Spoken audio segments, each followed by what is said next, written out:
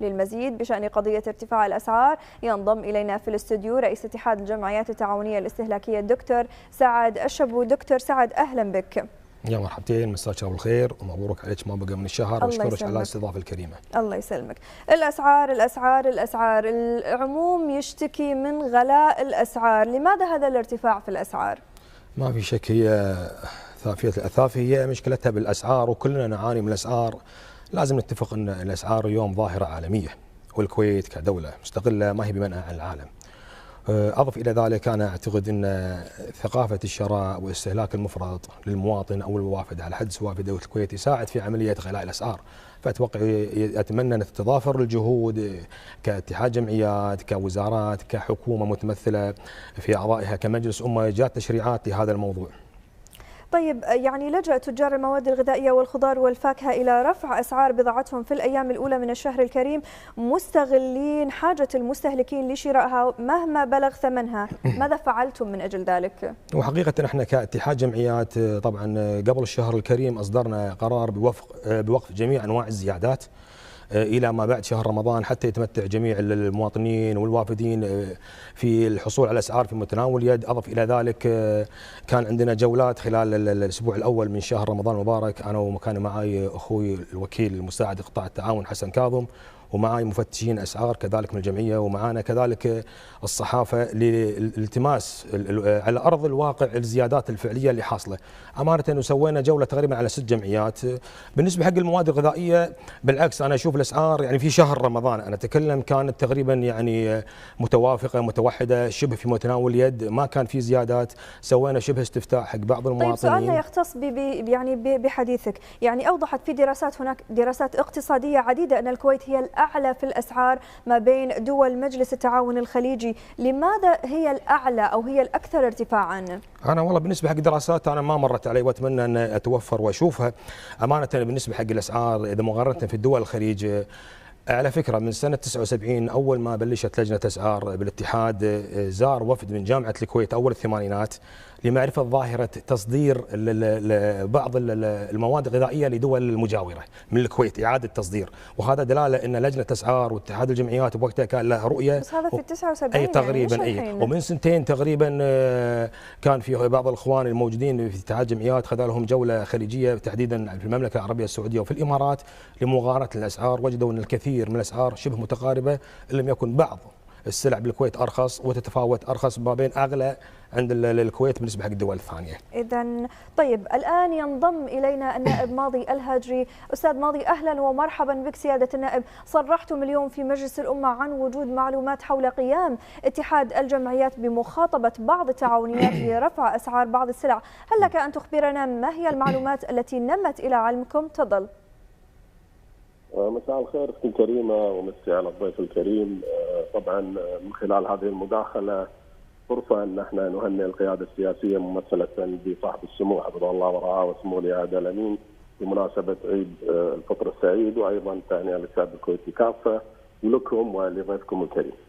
اختي الكريمه، انا تابعت كلام الاخ الدكتور سعد، يعني وكأن الدكتور يؤكد هذه المعلومات اللي وصلتنا، وكأن دور يعني مع الأسف دور اتحاد الجمعيات هو من يطالب التجار برفع الأسعار. هذا اللي فهمته الآن من خلال كلام الدكتور. أتمنى أنه يأكد أو ينفي أنه هو من يطالب كاتحاد جمعيات. هل من تعليق؟ مساك الله بالخير أستاذ ماضي ومبارك عليك ما بقى من الشهر. أمانة أنا تابعت تصريحك اليوم والأستاذ كذلك الظفيري. أتمنى أن أكون ما فهمت غلط. أنا اليوم اللي فهمته منكم أن إحنا كاتحاد جمعيات طالبنا الجمعيات برفع الأسعار، عدل؟ صحيح، هذا ما ورد. صح. صحيح. لا هالكلام هذا طبعا دكتور المعلومات اللي وصلتنا، بس أنا من خلال حديثك قاعد يعني استشف أن أنت تؤكد على طلب زيادة الأسعار. لا هذا غير صحيح نهائيا، قد يكون في لبس بالموضوع، ابدا لم يكن هناك. احنا على فكره من تولينا قياده الاتحاد انا واخواني اعضاء مجلس الاداره تقريبا من تاريخ 20/5 ولا يمكن اعتقد ولا يوافق العقل ان احنا نقدم على هذه الخطوه الغير موفقه في طلب زياده الاسعار. احنا بالتالي مطالبين اليوم ان احنا نخفف عن الكاهل والاعباء الموجوده على المواطن الكويتي، وبالتالي احنا مواطنين ومستهلكين كذلك استاذي. ولكن لم يحدث نهائيا، وانا اؤكد من قناه المجلس ان احنا قدمنا ورقه او طالبنا او صرحنا علني ان احنا مع زياده الاسعار كائن من كان. إذا نعود للنائب ماضي الهاجري. أستاذ ماضي، يعني الجميع يعرف أن مراقبة الأسعار تقع على عاتق الحكومة، ولكن ما هو دور مجلس الأمة؟ أختي الكريمة، أنا أولا يعني طبعا أشكر الدكتور اللي نفى ما تم تداوله خلال اليومين اللي فاتت بأن هناك كتب موجهة من الاتحاد إلى بعض الجمعيات التعاونية ينذرونهم بأنهم قاعد يخفضون الأسعار ويطالبونهم بعدم خفض الأسعار، وهذا تأكيد الآن من الدكتور على الهواء مباشرة في قناتكم الموقرة. طيب فبالتالي ما هو دور مجلس الأمة؟ تدرين أختي الكريمة، احنا دورنا دائما مراقبين ومتابعين. فمتى ما حصلنا أو وصلتنا بعض المعلومات مثل ما حصل في اليومين اللي فاتوا، احنا دورنا ان احنا نتحقق من هذه المعلومات ونتابع ما بعدها. يعني مش اليوم بس خلاص احنا وصلتنا معلومات وإن صحيحه ولا مو صحيحه، اكيد بما ان نفى فهذا شيء ايجابي، ولكن لو كان عكس ذلك وفعلا كان هناك مطالبه او توجيه انذارات الى رفع الاسعار، انا كان تصريحي واضح بان هذا دور وزاره الشؤون، هي المسؤوله والمعنيه بالدرجه الاولى عن الاتحاد، وايضا وزاره التجاره ممثله باداره حمايه المستهلك هي من يتابع اذا كانت هذه المعلومات صحيحه او غير صحيحه. طبعا الان وصل الخبر او وصلتنا الان استشفينا او استوضحنا بان هذه المعلومات غير صحيحه، وهذا ما نتمناه من اتحاد الجمعيات انه يكون حريص على المستهلكين وعلى المواطنين، وايضا دور وزاره الشؤون ووزاره التجاره. إذا النائب ماضي الهاجري، أهلا ومرحبا وشكرا جزيلا لك. إذا نعود إلى ضيفنا في الاستوديو دكتور سعد. في العالم أجمع أنشئت التعاونيات كنوع من المحاولات لضبط الأسعار والحد من ارتفاعها، لماذا في الكويت تساهم يعني التعاونيات في رفع الأسعار وليس الحد منها؟ بداية أنا أحب أشكر أخوي النائب على اهتمامه وعلى متابعته لهموم المواطنين، وهذا الأمر الدور المطلوب منه، ويعني يثلج الصدر أن يكون في نوعية من النواب بهذا الطرح. بالنسبة حق الجمعيات، أعتقد الجمعيات وجودها بالعكس يعني خلق نوع من المنافسة. الجمعيات اليوم قاعد تقدم خدمه يعني جدا جليله للمواطنين من تنافس الاسعار، لدرجه ان اكثر حتى الاسواق الموازيه قامت تسترشد بالاسعار من خلال التعاميم اللي تصدر من الاتحاد في بعض الاسعار السلع اللي تكون موجوده بالجمعيات. طيب، يعني بين الحين والآخر تظهر اقتراحات بخصخصة القطاع التعاوني، ما هي وجهة نظركم في هذا التوجه؟ وهل يعني هذا سيزيد الأسعار أم غالبا سوف يخفضها؟ والله هو من حيث المبدأ أعتقد يعني نظام الخصخصة بالنسبة لي كقطاع تعاوني أنا شخصيا مرفوض ما لم تقدم دراسات يعني وافية تؤكد أن الخصخصة تكون في الاتجاه الصحيح. اليوم احنا شفنا نظام الخصخصة بالكويت، أعتقد كان عندنا نموذجين لم يوفقوا فيهم، ما بيقول فشلوا ولكن ما أتوا بالنتائج المرجوة. الخصخصة أنا أعتقد الخصخصة تكون لشيء فاشل نقلبه إلى ناجح، شيء خسران نقلبه إلى رابح، لكن أنا استغرب المطالبة بخصخصة شيء ناجح، منظومة عمل تعاوني متكاملة صار لها سنين أدت ما عليها وأصبحت نموذج يحتذى ويتكلمون فيه على مستوى الدول العربية بالعالم أجمع، وأصبح حقيقة مفخرة لنا في المحافل الدولية. فأعتقد أنا خصخصة الشيء الناجح هذا أعتقد ضرب من الخيال ومرفوض رفض التام من ناحية إخواني التعاونيين وأنا على رأسهم.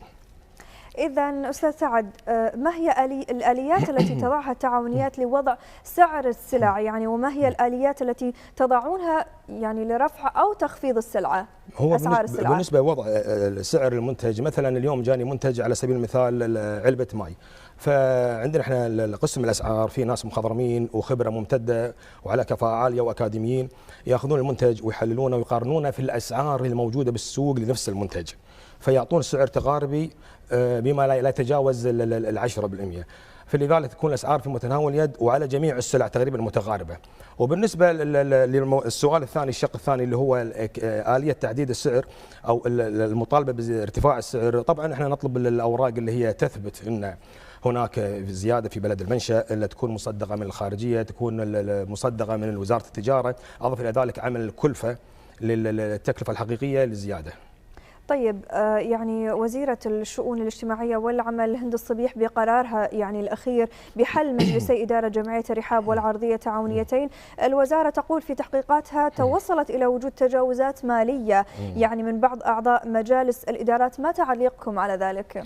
والله شوفي، موضوع الحل أمانة البعبع اللي يؤرق حاجز التعاونيين بل المواطنين ككل. اليوم احنا نشوف ان احنا مع تطبيق القانون ولا نختلف على تطبيق القانون ايا كان ولكل مسائل، ولكن انا كنت اتمنى في عمليه تطبيق القانون ان لا يكون هناك تعسف بالقانون، واضف الى ذلك لا يكون هناك انتقائيه في تطبيق القانون. اليوم حلوا جمعيتين لوجود تجاوزات ماليه واداريه، هذا يعطي انطباع مع الاسف ان طبعا قد تكون التجاوزات الماليه ما اقول شيء مسموح فيه، ولكن يعني هو في يعني اخطاء قاعد تصير ما ترقى الى مستوى الحل، ولكن البعض يعني يصورها كان هناك في سرقه او في تجاوزات ماليه او في تنفيع او العبث في اموال المساهمين. احنا مع تطبيق القانون، ولكن اليوم احنا نقول مثل ما حصل في الجمعيتين المنحلين، اليوم انحلوا جمعيتين فيهم 18 عضو. انا اليوم الجمعيه فيها 9 اعضاء، مش المعقول انه يكون التسعه كلهم متجاوزين. اليوم بعد تطبيق قانون الصوت الواحد افرزت المجالس نتاج خبره قاعد نشوف انه يكون في عدم تجانس، ممكن يكون 5 اعضاء ب4 6 ب3، اذا فرضنا ان السته هذول عندهم تجاوزات ماليه واداريه، الثلاثه اللي هم مصلحين اللي هم يرفعون كتب ايش ذنبهم من يحلون ويحلون النيابه؟ يفترض انه يكون في عزل، في اليات ثانيه يطبقونها، ما تكون الحل بالطريقه هذه، ولكن احنا نشد على يد اختنا ام احمد، بالعكس احنا مع القانون في حاله صحيح. هذا يجرنا الى سؤال يعني نبي نعرف ما هي طبيعه العلاقه بين وزاره الشؤون واتحاد الجمعيات. هو يفترض ان العلاقه تكون يعني متماسكه وديه، هم خطان متوازيان لاجل انجاح العمل. طالما احد تغلب على الثاني اعتقد راح يكون في خلل في العمليه. حاليا انا مستبشر خير من وجود امانه الاخ الوكيل حسن كاظم والاخ الدكتور مطر المطيري، وفي وجود كذلك ام احمد، ان شاء الله ان العمليه تنجح. طيب سؤالنا الأخير دكتور سعد، كيف يمكن أن نطور القطاع التعاوني بحيث يحس المواطن والمقيم بدوره في تخفيض الأسعار أو على الأقل المحافظة عليها؟ أنا أعتقد تفعيل القوانين. عندنا اليوم يفترض أن احنا كاتحاد جمعيات لما نطبق القانون ما يكون ضدنا حملة ان احنا ضد تطبيق القانون او ضد تطبيق القانون، وان احنا كأننا نسعى الى ارتفاع الاسعار. اليوم المفروض الشؤون تكون ماده يدها وكذلك تطبق القانون، يفترض بالتجاره في حمايه المستهلك ومراقبه الاسعار عندهم.